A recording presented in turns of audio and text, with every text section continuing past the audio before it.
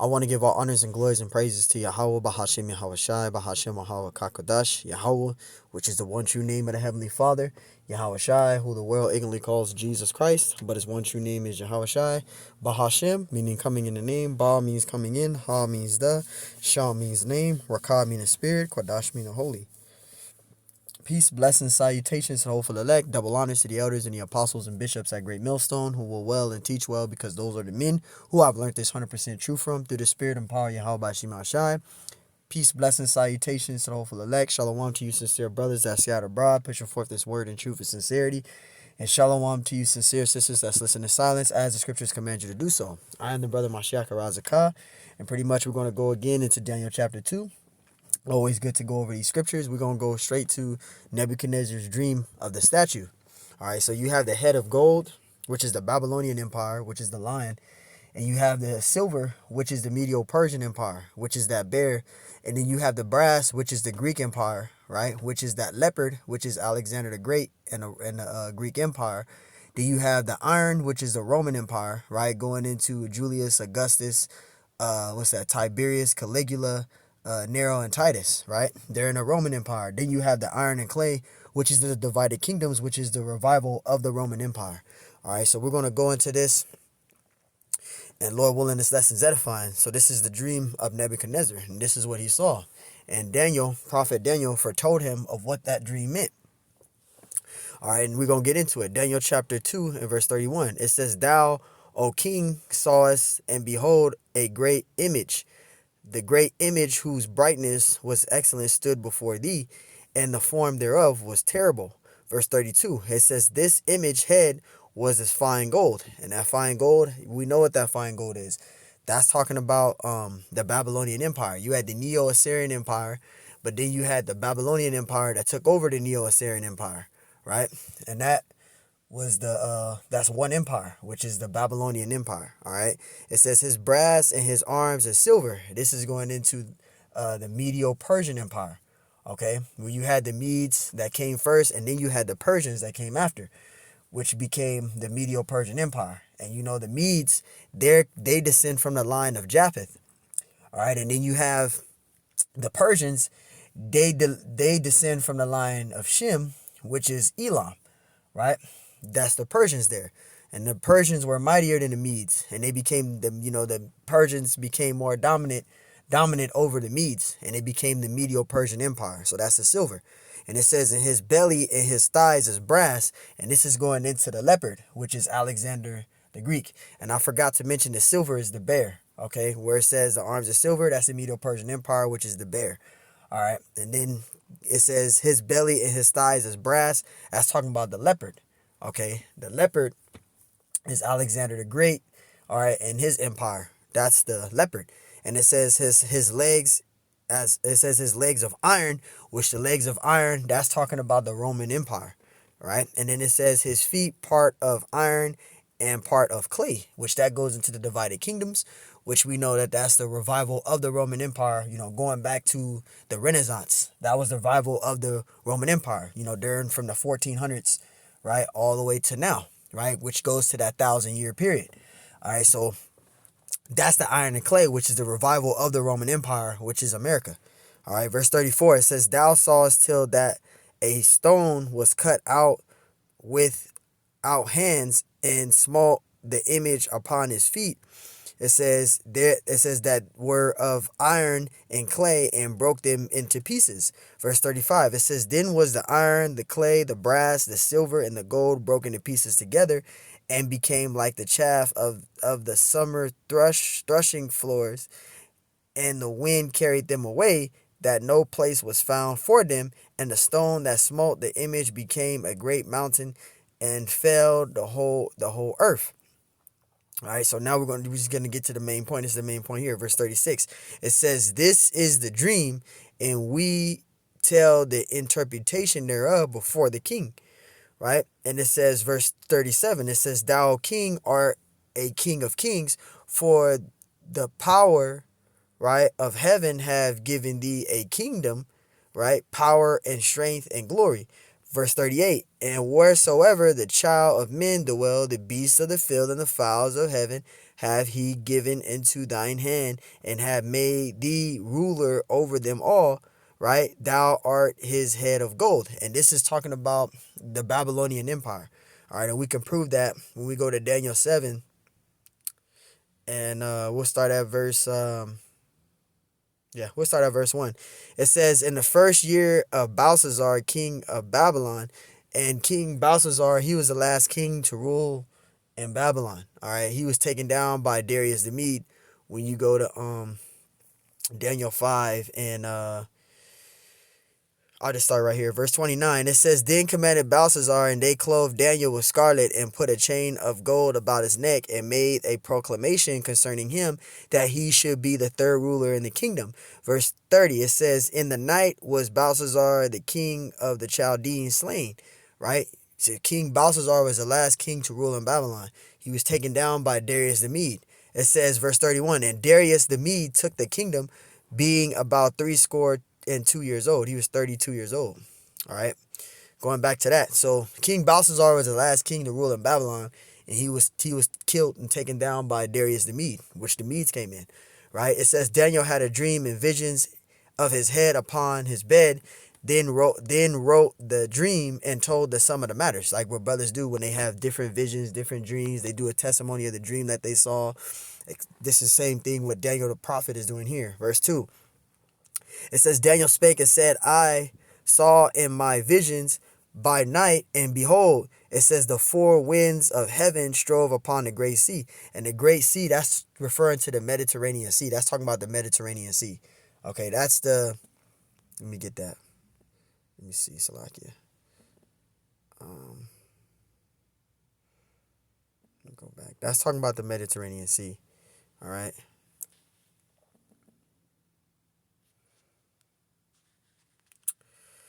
Right. Mediterranean Sea. Okay, should have got that out earlier. For those that are new, all right, this is the Mediterranean Sea. I want to get a better example. Let me see.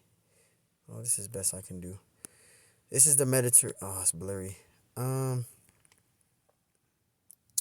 why are all these pictures blurry? Salakia. All right, this is the Mediterranean Sea. You see that? The Mediterranean Sea is right next to Israel. This is the Mediterranean Sea. See Israel right here? That's the Mediterranean Sea. Okay? This is the Mediterranean Sea. Getting back to that. So that's the great sea, the Mediterranean Sea. It says, and the four great beasts came up from the sea, diverse from another. Right? And the four beasts, that's referring to the four major empires. Right? Which we can go to Daniel 7 and 17. These great beasts, which are four kings, which shall arise out of the earth. You see that? So the four beasts, that's talking about the four major empires, which is the Babylonian Empire, right? The Babylonian Empire, you see at the top, the Babylonian Empire, the Medo-Persian Empire, the Greek Empire, and the Roman Empire. That's what that's talking about here. The four major empires. Those are the four major empires. All right. And it says, verse 4, it says, the first was like a lion, right, and had eagle's wings. Now, the eagle's wings there, that's talking about this, the Neo-Assyrian Empire. That's what that's talking about. All right, and let me get that for y'all. Right? It's talking about the Neo-Assyrian Empire. So, like, yeah. Neo-Assyrian Empire. All right, that's what that's talking about there.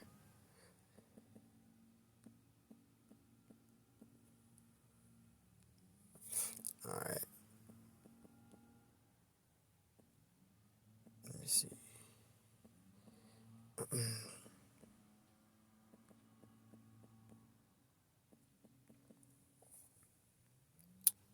I should have moved the Mediterranean part. Salakia. Right? So when you look at the art, if you look at the art of the Assyrian Empire, you see that. You see that it has eagle's wings, a lion's body with eagle's wings. This is referring to the Assyrian Empire. You see that? This is this Neo-Assyrian Empire, as you can see right there. The Neo-Assyrian Empire. Salakia. All right. Getting back to this, it says the first was like a lion and had eagle's wings, right? That's talking about the Assyrian Empire. I beheld till the wings thereof were plucked, right? The reason why the wings thereof was plucked, because that was the rising of the Babylonian Empire. The Babylonian Empire took down the Neo-Assyrian Empire, all right? So this was the rising of the Babylonian Empire, all right? The Babylonian Empire took down the Assyrian Empire. It says, and it was lifted up from the earth. It says, wings was plucked, and it was lifted up from the earth, right? Meaning the rising of the Babylonian Empire. And it says, and made stand upon the feet as a man, and a man's heart was given into it. This is referring to Nebuchadnezzar, okay? Because Nebuchadnezzar, he had might, all right? He had strong might, all right? He was a very strong, he had a strong might in that time. Nobody wanted to mess with Nebuchadnezzar, man. All right, Nebuchadnezzar was he had strong might, right? Let me see if I can get that for y'all. Babylonian Empire, right? Which was Nebuchadnezzar. Right? Nebuchadnezzar, he took down the Neo-Assyrian Empire, right? And this is Nebuchadnezzar, right? Salakia. There he is right there. Nebuchadnezzar. So that's who that's referring to. Nebuchadnezzar. As you can see. Right? It says, what was that? Verse 4. It says, and made stand upon the feet as a man, and a man's heart was given into it. That's Nebuchadnezzar, because he had strong might during that time. So that's the Babylon. That's one empire. That's the Babylonian Empire. Okay, so that's one empire. You had the Medo-Persian Empire, right? I mean, you had the Assyrian, so like you had the Neo-Assyrian Empire, and then you had the Babylonian Empire. That's one empire, which is the lion there, the head of gold. All right. Now going back to chapter 2, right? And it says, verse 2, it says, after thee shall arise another kingdom inferior to thee. And that kingdom that was inferior to them, who was that talking about? That was talking about the Medo-Persian Empire. But you had the Medes that came first, then the Persians. All right. Verse 5, it says, and behold, another beast, right? It says a second, like unto a bear. This is talking about the Medo-Persian Empire. The Medes came first, though, then the Persians. All right. It says, and it was raised up on one side. Again, the reason why it was raised up on one side, because you had the Persians that were mightier than the Medes. You had the Medes, but you had the Persians that were way more mightier than the Medes. So that's why it was lifted up on one side. And it says, and it had three ribs in the mouth of it, between the teeth of it, right? And the three ribs in the mouth of and it says the three ribs in the mouth of it, between the teeth of it. That's talking about the locations that they went, the first three cities that they conquered. When you go into the Alchemid Empire, right? They went northward, westward, and southward, which was Libya, Media, and Babylonia. Those were the first three areas that they went, that they conquered, which was Lydia, Media, and Babylonia. All right. And I did a video on that a while back. It says, and they said unto it, arise, devour much flesh, because they were mighty. Okay, they were mighty. You had the Medes, and then you had the Persians, and we're going to prove that the Medes and the Persians, right, they went northward, westward, and southward. And then Daniel 8, he has another vision, and he describes the Medo-Persian Empire as the ram. All right, and the ram has one horn higher than the other. They were two horns, but one horn is higher than the other. And the two horns represents the two nations, which you had the Medes, which the Medes are the line of Japheth, right? They go back to the line of Japheth. And then you had the Persians, which goes back to the line of Shem, which is Elam. All right, and the Medes are Japheth, which goes back to Madai. And you had, again, the Persians, which are the Medes, which goes back to the line of Shem. I mean, I'm confusing myself. You had the Medes, which goes back to the line of Japheth, right? Which is Madai. And then you had the Persians, which go back to the line of Shem, okay? which they go back to Elam. All right. So that's the two what the two horns mean. The two nations. They're two separate nations. Well, one was mightier than the other. So Salakia on that. If I said it backwards, Salakia. It says, verse 4, it says, I saw the ram pushing westward, northward, and southward. See, they went northward, westward, and southward. So that's the three ribs and the mouth of the teeth of it, representing the locations of the first cities that they conquered. When you go to the Achaemenid Empire, it talks about that. They went northward, westward, and southward, right? And the areas that they conquered was Lydia, Media, and Babylonia. Those were the three areas that they went. It says, so that no beast might stand before him, neither was there any that could deliver out of his hand, but he did according to his will and became great, right? Because the Medes, they were mighty. The Medes were mighty, but you had the Persians that were mightier than the Medes, right? Right? It says verse 5, Salakia.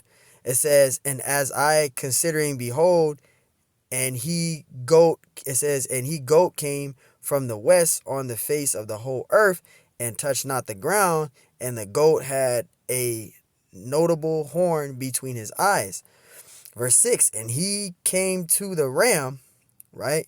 He came to the ram that had two horns, right? And the goat, I think, is referring to the the Greek Empire, I believe, if I'm not mistaken. I think it is. It says, and as I considered, behold, and it says, and he goat came from the west on the face of the whole earth. It says, and touched not the ground. It says, and the goat had a noble horn between his eyes. It says, verse 6, and he came to the ram that had two horns. The two horns represent two nations, which you had the Medes, which goes to the line of Japheth, which goes back to Madai. And then you got the Persians, which goes back to the line of Shem, which is Elam, right? And it says, which I had seen standing before the river, right? It says, and ran unto him in the fury of his power. You see that? And we could prove that the ram there, that's referring to the Medes. I mean the Medo-Persian Empire, right? It says the ram which thou sawest having two horns are the kings of Media and Persia. And you see the goat, that's talking about the Greek Empire, right? And it says and the rough goat is the king of Grecia. And the great horn that is between his eyes is the first king, right? That's going into Alexander Greek. The goat is the Greek Empire, right? So getting back to this, it says I was at verse 5, right? And then read again. It says, and behold, another beast, a second like unto a bear. That's the Medo-Persian Empire. You see that? The Medo-Persian Empire, the bear, which is the silver, right?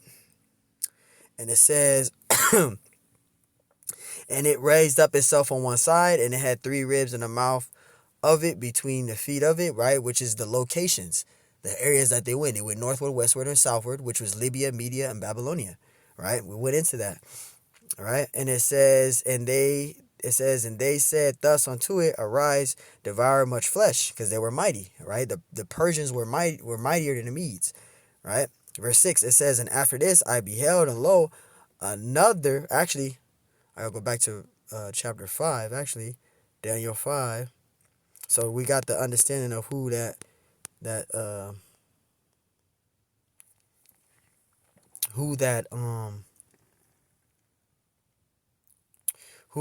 second beast was, right? Which was the Medo-Persian Empire.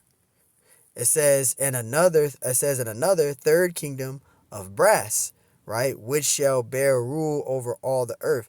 And now it's going into the Greek Empire. That's that brass there. And the third kingdom of brass. And that's talking about the Greek Empire, which we're going to get in Daniel 7. And that's why I didn't read on. I was going to read on, but I caught myself. Verse 6, it says, after this I beheld, and lo, like a leopard. And that leopard, that's talking about who? Alexander the Greek, right? And the rising of the Greek Empire. You had Alexander the Greek. Okay? That's Alexander the Greek, right?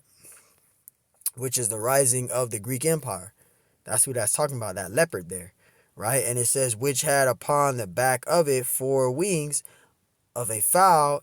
The 4 beasts had also 4 heads. Now the 4 wings of a fowl, the 4 head, it says it says the back of the 4 wings of the fowl, the beast had also 4 heads. The 4 wings and the 4 heads is talking about the same thing, which is the 4 generals of Alexander the Greek. Now we know that Alexander the Greek had a lot of prominent generals, but the scriptures here only mention the main 4, which is Cassador, Seleucus, and Lysimachus. Now you got Antigonus there, but Antigonus winded up falling, right? He winded up falling to I think it's 3 of the other generals. I can't really think off the top of the head. I know Lysimachus was one of them. I think Seleucus and another general, Seleucus and Cassador, I think took him down. Elders brothers correct me, but I believe they took him down. But it mentions the main 4, because when we go into the Diadochi Wars, it talks about that, how Antigonus wind up getting taken down. I think it was Lysimachus, Seleucus, and I think it was Cassador, if I'm not mistaken. I believe it's Cassador. But they took down Antigonus. So it talks about the main 4, right? Which is Ptolemy, Cassador, Seleucus, and Lysimachus. All right. And it says the beast had also 4 heads. That's talking about the 4 generals. And the 4 wings, the 4 heads, is talking about the 4 generals. It says, and dominion was given unto it. Right? Dominion was given unto it because Nebuchadnezzar, he ruled from Macedonia, if I'm saying that right, Macedonia all the way. He ruled Egypt, Macedonia. I'm going to show you. Alexander the Greek, Salakia. Alexander the Greek ruled all of that. Okay, he ruled. Let me get it. Alexander the Greek, the great reign. All right. So when Alexander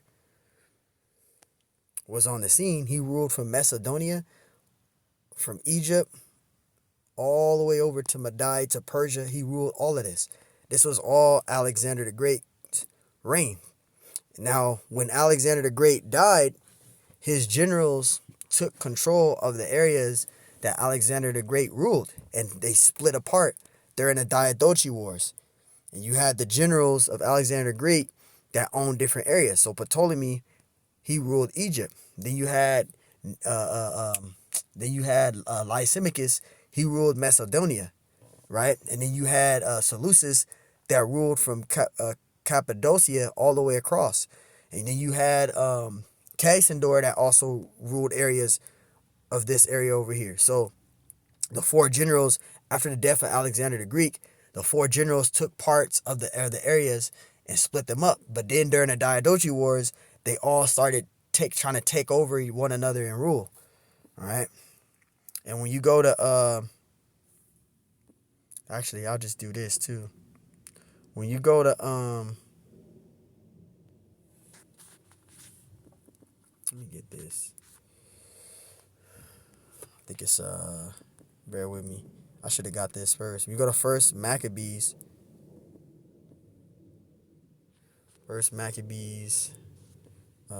chapter 1. It goes into the reigning of Alexander the Greek.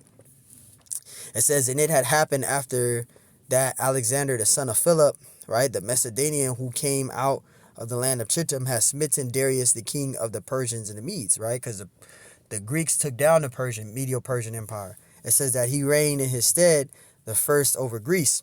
It says, and made many wars and won many strongholds and slew the kings of the earth, right? Because during that time, like I was saying before, you had Alexander the Greek that came and took over everything. All right. He ruled. Right. And it says, verse 3, it says, and went through the ends of the earth and took spoils of many nations, insomuch that the earth was quiet before him, whereupon he was exalted and his heart was lifted up. Verse 4, it says, and he gathered a mighty strong host and ruled over countries, which I showed you on the map. He controlled all of that over there. He ruled from Macedonia all the way across to Madai and etc. He ruled all of that. All right. And it says, and so much that the earth was quiet before him. It says, whereupon he was exalted and his heart was lifted up. Verse 4, and he gathered a mighty strong host and ruled over countries and nations and kings who became tributaries unto him. Verse 5, and after these things he fell sick. Alexander the Greek did. He fell sick, right, and perceived that he should die. Verse 6, it says, wherefore he called his servants, right, his generals, such as were honorable and had been brought up with him from the youth, right? Because his generals they've been together since they were children. They were close friends. Alexander Greek, all of these generals, right? It says, and parted his ways, right, and parted his kingdom among them, while he was yet alive.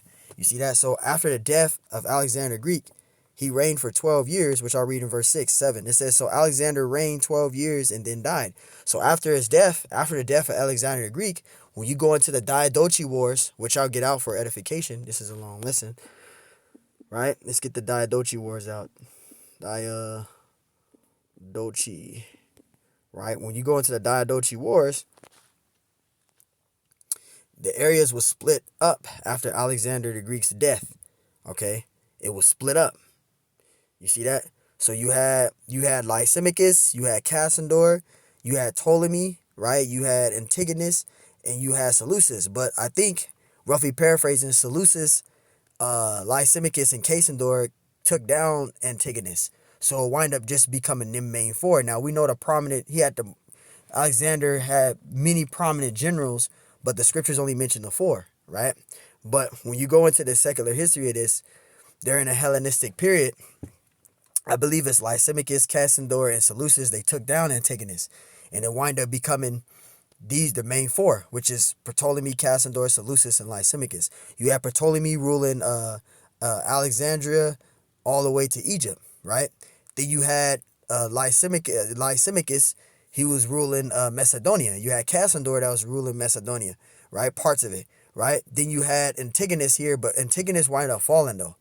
Then you had Seleucus, and you see that he ruled from over here all the way across. And this is during the Diadochi Wars, right? So, you see that? So you had Lysimachus, he was ruling Macedonia, and etc. But getting back to the main point, so he ruled for 12 years, and then he winded up dying.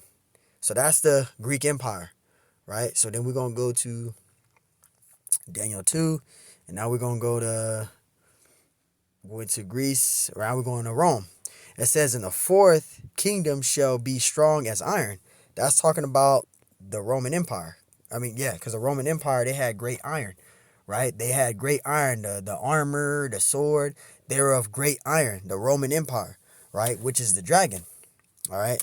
That's the iron there. You see that? That's talking about the Roman Empire, right? And it says, in the fourth kingdom shall be strong as iron, for as much as iron breaketh in pieces and subdue all things, and as iron that breaketh all these, shall it break into pieces and bruise. Because the Roman Empire, they had great iron, all right? They had great iron, and Daniel 7 talks about that. They had the great iron might, right? This is the fourth beast right here. Verse 7, it says, after this I saw in the night visions, and behold, a fourth beast, which is the Roman Empire, dreadful and terrible, strong exceedingly, and it had great iron teeth, right? Because they had great iron. Their weaponry, everything they had was of iron, and they were dominant more than any of the other empires. The Roman Empire was dominant more than all the other empires because they had great iron, right? And it devoured and brake into pieces and stamped the residue with the feet of it. And it was diverse from all the beasts that were before it, right? And it had 10 horns. Now, the 10 horns here in Daniel 7 is not talking about the 10 horns that's in Revelations.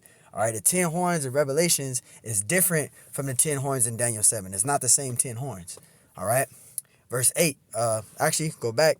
So that's the Roman Empire. And during the Roman Empire, you had the emperors, right? You had Julius, Augustus, Tiberius, Caligula, Nero, and Titus. And Caligula was before Nero, right? And Caligula is the uncle of Nero. Okay, Caligula is the uncle of Nero. So after Caligula was Nero, all right, and then you had Titus, right? So that's the Roman Empire, which you can go right here. You see that? The Nero Empire. You had Julius, Augustus, Tiberius, Caligula, Nero, and you had Titus. You see that? And that's the dragon, the iron, right? The iron is the Roman Empire, all right? So that's what that's talking about there, the Roman Empire. Daniel 2:41, it says, whereas thou sawest the feet and toes, part of the potter's clay, it says, and part of iron, the kingdom shall be divided. That's talking about the divided kingdoms, which is the revival of the Roman Empire, okay? Which the revival of the Roman Empire, that began during the Renaissance era, the Dark Ages, right? And that word Renaissance means rebirth, all right? And when you go to Revelation 20, it talks about the 1,000-year period, right? That's right now. It goes from back then in the 1400s all the way to now, okay? That was the 1,000-year period, okay, which is mentioned in Revelation 20, all right? That's the revival of the Roman Empire, which is the divided kingdoms, which is America, all right? You got the NATO, that's the Roman Empire today. All right, and it says, verse 41, it says, whereas thou sawest the feet and toes, part of potter's clay and part of iron, the kingdom shall be divided, but there shall be in it of the strength of iron, for as much as thou sawest the iron mixed with merry clay. Right, the iron and clay, which that goes into the divided kingdoms, which we're going to prove in this lesson. Salak, excuse me. Verse 4, verse 42, it says, and as the toes of the feet were part of iron, right, and part of clay, so the kingdom shall be partly strong and partly broken. And we know that the iron and clay, which you're going to get, that's talking about the revival of the Roman Empire, which is Esau's power structure. Okay, that's what that's talking about.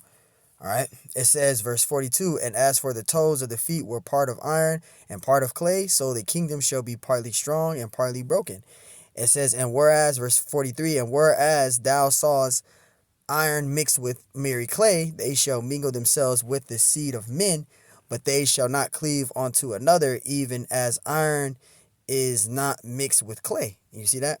The divided kingdoms, verse 44, and in the days of these kings shall the power of heaven set upon a kingdom which shall never be destroyed. And this is, I believe, it says, and the kingdom shall not be left to other people, but it shall break in pieces, consume all of these kingdoms, and it shall stand forever. Right. And I think this is going into after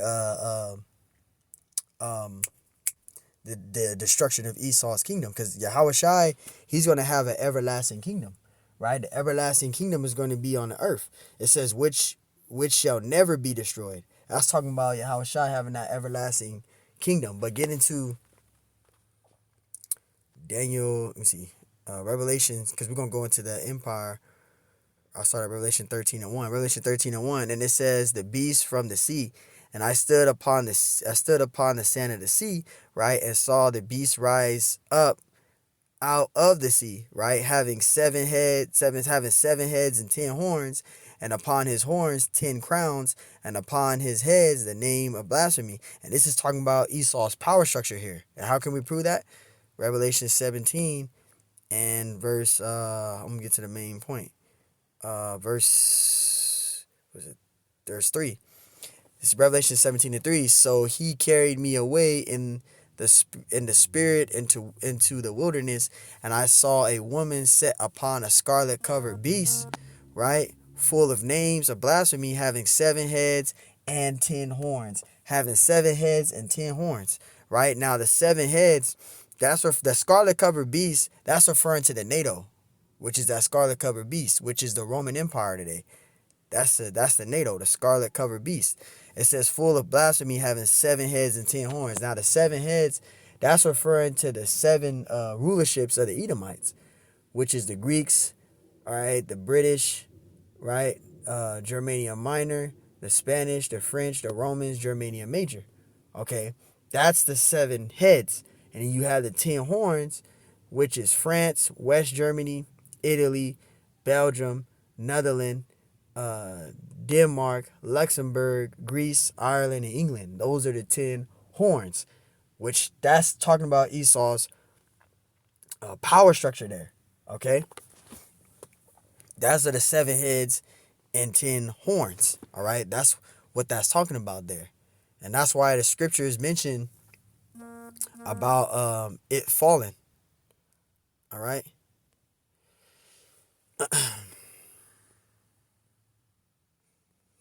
Salakia.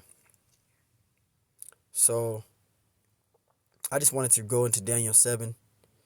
And Lord willing, this lesson is edifying.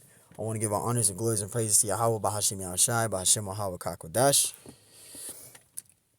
And Lord willing, this lesson was edifying. On to the next one. Shalom.